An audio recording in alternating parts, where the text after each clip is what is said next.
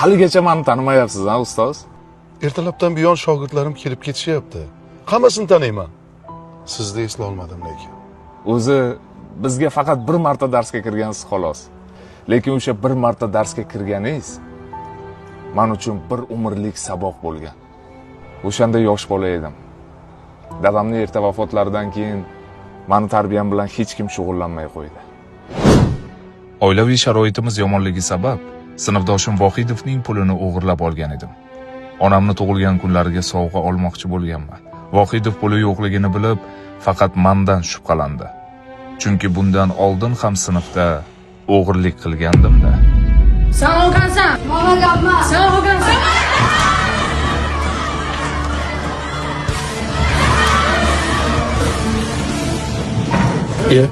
Turchi, nega urushyapsizlar? Pulimni olgan bu.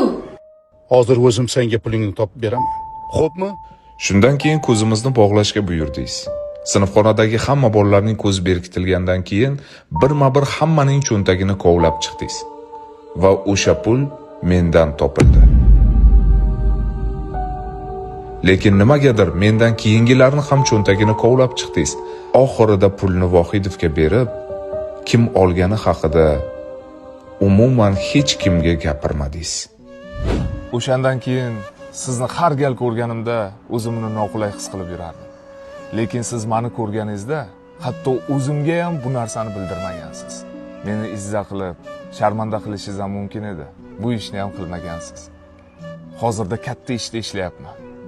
Yaqinda Yevropadan keldim. Buning uchun kattakon rahmat sizga, ustoz. Voqeani esladim. Lekin sizni esla olmayapman-da. Nega? O'shanda meni ham ko'zim bog'langan edi. Odamlar bor, tiriklikda o'likdir. Mard ustozlar shogird uchun mangu tirikdir. Joyiz jannatda bo'lsin, ustoz.